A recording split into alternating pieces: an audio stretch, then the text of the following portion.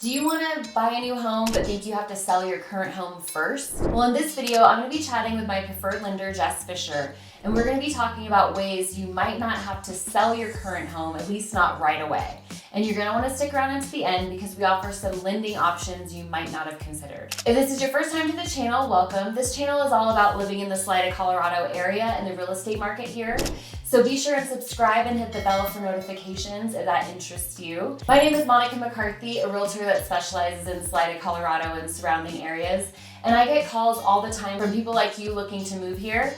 So whether you're thinking of moving here in a few weeks or a few months, please reach out to me. All of my contact information is below, and I'd be happy to help you make a smooth transition to the Salida, Colorado area. Okay, so we're going to be talking about how you can buy a home without selling your current home. And to give you a little background, this story originated from an actual client of ours, so we feel like this is a pretty relevant topic to talk about because we're getting this question a lot. Basically, how do I go about buying a new home? Do I have to wait for my home to sell? Can I even afford to do that? You know, just a few different ways that comes about. We're seeing this a lot in our market right now just because there's people, we've talked about this in other videos, that have been kind of homebound in a way because they're stuck in their really low rates from several years ago, but then life happens. You still want to move and buy another house. You know, do you need to buy and put the selling of your current home as a contingency on the purchase of your new home, which I'll talk more about in another video where I kind of talk about transaction side of things and the real estate side of things. But today we're talking about the lending side of things. So maybe you don't even need that contingency. So there are some lending options. So tell us a little bit more. The first one, we're going to cover 5 here today. The first one is called a bridge loan. So tell us a little bit more about what a bridge loan is and why that would be somebody might be able to use that as an option. Yeah, I mean, just to your point, I get clients all the time that are like, ugh, I have a 2% interest rate and it just kills me to go up to 6% Totally. Or whatever it is, right? Yeah. So bridge loan can be a really fantastic option. Okay.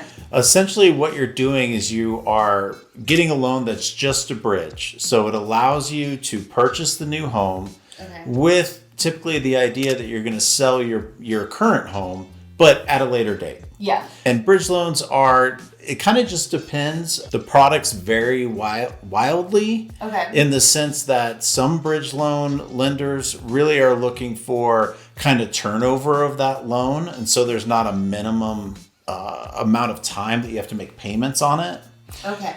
Other bridge loans will require 3 months, 4 months, 6 months of payments before you can pay it back because they want to make some money on the monthly as well as the transaction itself. Okay. However, I have access to a bridge loan product. It's more about turnover. So there's really no monthly payment as long as you sell within, kind of depends on the situation, but a 3 to 6 month window and are able to repay it back. Gotcha. Bridge loan products, again, kind of varies of how much of the current home equity that you can borrow up to.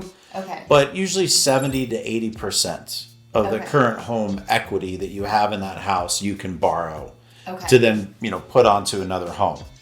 A typical bridge loan example is somebody who, let's just, for simple numbers' sake, they own their home outright and it's $1 million home. They're older, their kids have left the home, they want to downsize to say, a $700,000 home, $800,000 home. Well, then they take the equity, the $1 million that they have, they take 70 to 80% of that equity and they go and purchase the home that they want.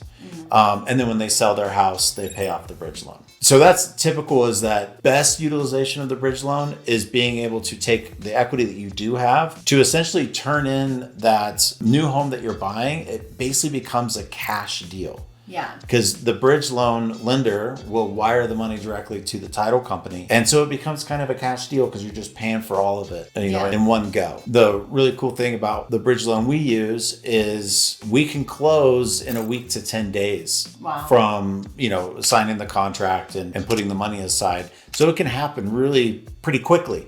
And the benefit of that bridge loan is that then you, the buyer, becomes really competitive. Yeah. Because it's a cash deal. We can close in 10 days. Let's get it done. Yeah, I was going to say that because it's, even though we're right now, as filming this, a bit more of a buyer's market, that's not always going to be the case. And it's not always the case on every house. So cash is very often king in real estate. And so if you can do that, and you're able to close on the house faster than you would a regular loan, which is just advantageous. The client we were talking about was in a shorter time frame where they were selling their house. It just hadn't closed yet. And so they wanted a shorter transaction.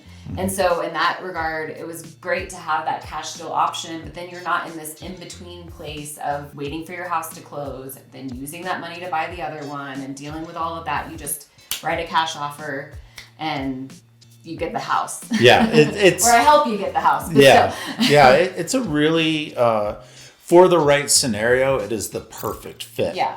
Now, some people want to look at getting a bridge loan where they're not taking enough equity from their house, or they just don't have enough equity in their house to be able to purchase a new home. Let's say you can get a bridge loan for $400,000. Okay. But the home that you want to purchase is $800,000. Okay. So then you're going to have to qualify for $400,000 in a conventional loan or whatever loan type. In that scenario, then even though you plan on selling your home within probably as short amount of period as possible to be able to pay off that bridge loan, the lender on the conventional loan is still going to look at the potential of what payments are going to be for the bridge loan. So then essentially you would have to qualify for your current home mortgage, your bridge loan amount, and the new conventional loan on the new home. Okay. So if that's the case, sometimes there's some other options that might make a little bit more sense. Okay. It's worth exploring for sure, but it doesn't always mean it's the best fit. Yeah, so it's better for people who have either a lot of equity or just they own their home outright. Yeah, and like I said, typically it's the downsizing. You're going really from where a this high comes value house to a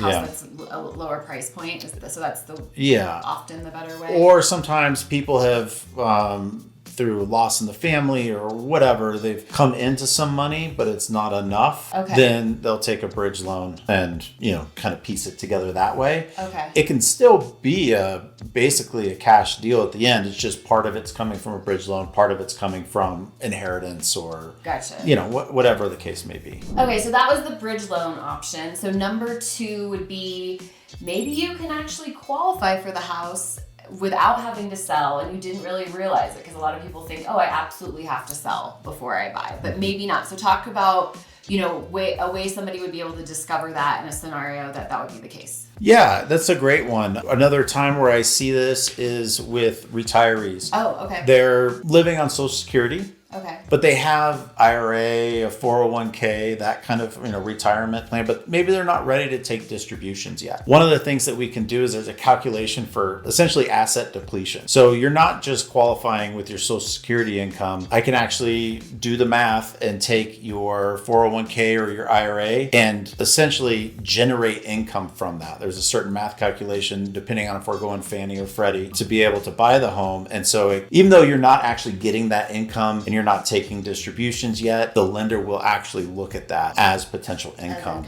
Okay. And so you're not just qualifying with your Social Security. You're looking at your Social Security saying, well, it's just not enough. This way, there are other sources of income. Okay. There's also some new stuff that's coming out. It's not conventional lending. It's what we call like a non-QM product. So it's not a Fannie, Freddie kind of standard product. But what some of the lenders are looking at is, especially over the last decade or so, when people have become more active with their investments. Okay. In the past, it wasn't really worth your brokerage account. So if you don't, non-retirement account, you have a brokerage account, the calculation was so poor to generate income. I forget, it was like if you had $1 million in a brokerage account, a non-retirement account, it would only actually generate about $1,200 a month of income as far as how the lenders look at it. Oh, wow. Now the calculation is changing dramatically. It is looking at the calculations different with some lenders, and $1 million now could generate you anywhere between $15,000 to $18,000 a month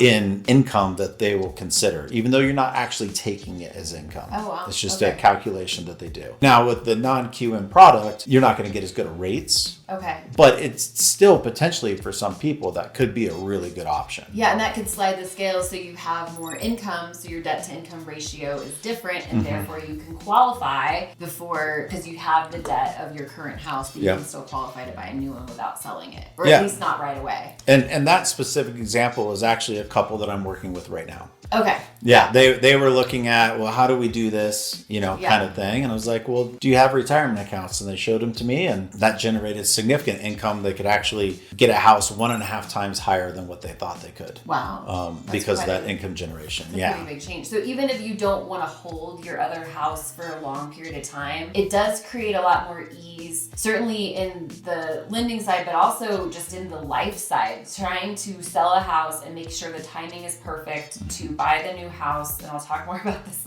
in another video, but essentially, it can be really stressful because it's a domino effect. If that other house that falls through for whatever reason, then you can't buy your house that you wanted to buy, and you could lose it. And it's a lot of stress. So you can get rid of that stress. Real estate, buying a house is stressful. Let's reduce it as much as possible. Yeah, and some of these are kind of like dominoes. I've had it before where there was 4 homes that were contingent, so they were all stacked. And the first one that needed to happen fell through, and so then 3 other, essentially people who wanted to buy homes, couldn't make it happen. And there's so many variables with that. So if you can eliminate that, not everybody can, but you might be able to, is the point. So exploring those options is really I think the key thing is it's not just about your gross monthly income. If you have other sources, other accounts, definitely get with a lender and see what's possible. Yeah. Because there are things that can be done. Yeah, and it's definitely worth exploring. Yeah, absolutely. Okay, so an option 3 would be to rent your current house. So it's similar, you're still holding it, you're renting it, but then you're using that income from your rent to qualify. So talk a little bit more about that. Yeah, using your current home, renting it out to be able to qualify.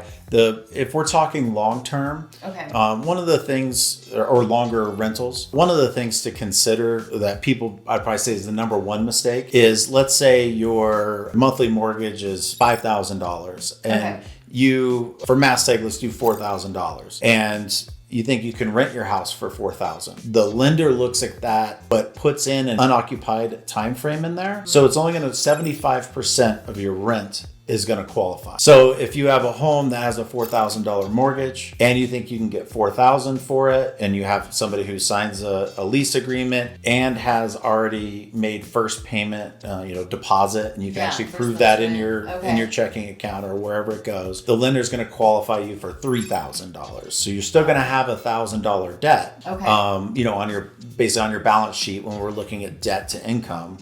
But it's still offsetting, $3,000. Sure. So it's just one thing that most people don't know is it's the 75% is going to be the calculation they use. It's not a 1-for-1. Sure. Yeah. But it still would allow somebody to, especially if you've got a house where maybe you do have that really low interest rate, and then maybe it's in a really desirable area, but for whatever reason you don't want to live there anymore. It's a good place to rent. So you're able to rent that and start accruing income that way, but then you can use that to actually qualify for the purchase of your other home. 100%. So if you're looking at not really becoming a real estate investor, but in a way, because starting to build equity in multiple places, that's a really good way of holding a house. It can be a very viable option. Yeah. And there's some stuff in the past, and depending on the loan product, that you need to have 6 months of rental history or whatever. But other loan products are, an executed lease agreement and at least showing that first payment, first last month's rent, security deposit, or whatever it is, has hit your checking account. Then, that opens itself up. So you up. could conceivably do that in a house you're currently living in because they're not requiring multiple months. Correct. So you just time it well. Okay, so another option 4, would be a HELOC, using a HELOC for a down payment. So tell us what that common acronym is and how that can be used for this purpose. Home equity line of credit. Okay. It's pretty common. People that want to hold on to their current house, and if you purchased a house and have a lower interest rate, let's say you've got one of those 2% rates or 1.75 or whatever it is. Probably never gonna see we'll talk about it in a second, but the cash out refi to be able to get enough for a down payment is going to bring your rate up to whatever current market rate is. Okay.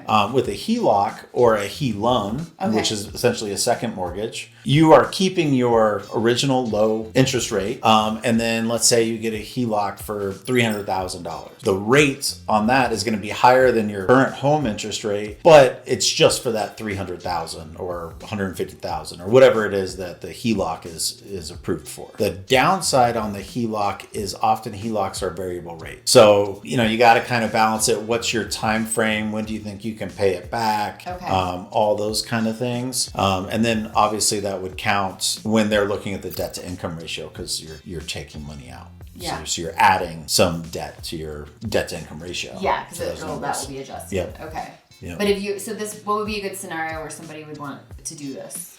If somebody wanted to do this, they have equity in the home. Okay. They want to keep the home, and they currently really like the interest rate that they have on the home. That's kind of the three pieces for a HELOC that make the most sense. And then they need more for a down payment. Yep. Okay. And that also goes just for people that have multiple properties. That also goes if you've got your primary residence and maybe you have a couple other homes that you're renting out. You can take from those as well too. It doesn't have to be from your primary. Oh, okay. To be able to get that HELOC. So, if you have a few different properties. I had a client recently who had a few different properties. They bought when recession hit and bought some really low properties, been renting them out, have a ton of equity in them. And so she took various amounts of equity in the form of a HELOC out of a couple of different rental properties and then used that as a down payment. Oh, okay. Yeah. And so then that kind of gets offset with rent. That sounds like a good scenario for that. Okay. Yeah, it can be a real good scenario for it. So the fifth and final option that we talked about was a cash out refi,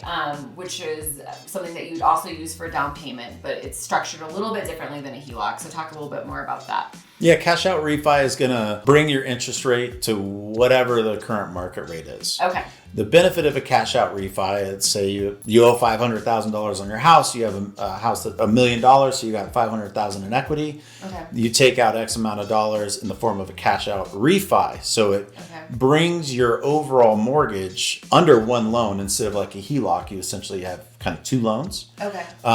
Brings it all under one loan, but then you're subject to whatever the current market rate is. If you're somebody that bought a year or two ago and have a 7% or 7.25%, there's people out there with those loans. Well, right now we're sitting at 6.5%, 6.25%, maybe even closer to 6%. You would want to maybe do the cash out refi because you're taking cash out of the equity out of the house and you're dropping your overall interest rate. Okay. So that's kind of more the key component for a cash out refi as far as what I typically see buyers do when they do a cash out refi. Yeah. So this one, it depends very much on the actual current interest rates and what your current rate is. So, as time goes on and hopefully interest rates will go down, which is a whole nother video, but we're hoping in the future. So this might become more of a utilized option, which is why we're talking about it today, but to explore that. And even if your rate goes up, but you are planning on selling the house, so you're doing it purely to just not have to do a contingent offer. If you're confident that your house is going to sell, or you can float the higher payment for 3 months or 6 months or whatever's reasonable to actually be able to sell your house, and that's definitely where I'm talking to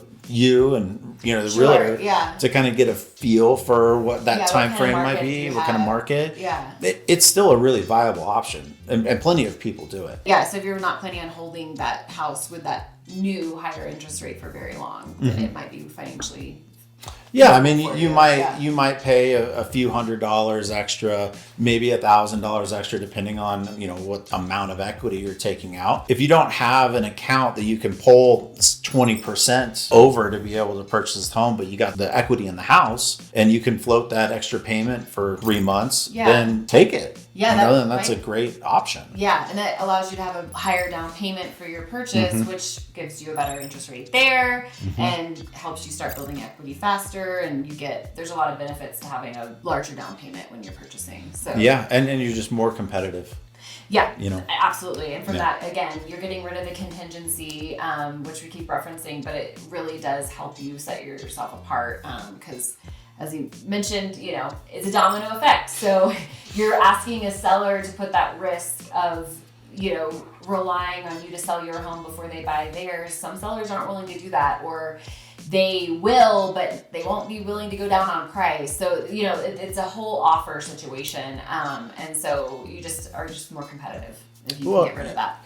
Yeah, and I would say one other addition to that is lots of times the seller of the home that you want to buy is not going to necessarily give you the window of time that you want. That's true. And so they may say, well, you know, you need to be under contract within 2 weeks, 30 days. Well, that may not be it. You may end up taking a lower offering price on the home that you want to sell just so you can meet the deadline to be able to get the house that you want. Yeah, and so you may be leaving, you know, money on the table there because you just don't have the time. Yeah, because you're kind of in a desperate situation.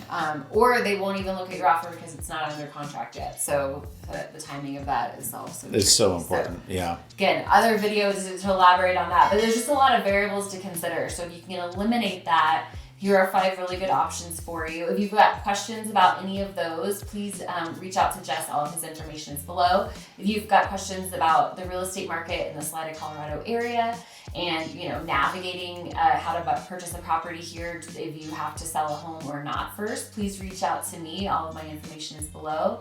And either way, thank you so much for watching. We appreciate your time and have a good day.